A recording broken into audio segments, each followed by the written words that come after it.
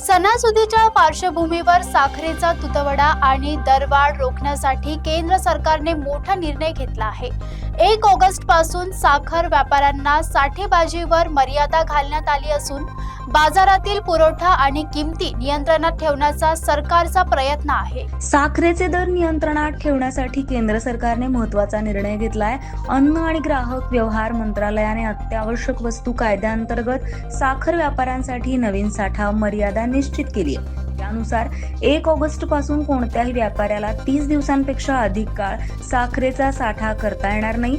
तसेच एका वेळी 4000 क्विंटलपेक्षा जास्त साखर साठवण्यावरही मर्यादा घालण्यात आली आहे। व्यापाऱ्यांना आपल्या साखर साठ्याची माहिती ऑनलाईन पोर्टलवर नियमितपणे अद्ययावत करावी लागणार आहे। सणासुदीच्या काळात बाजार साखरेची उपलब्धता कायम ठेवणे आणि दरवाढ रोखणे हा या निर्णयामागचा उद्देश आहे।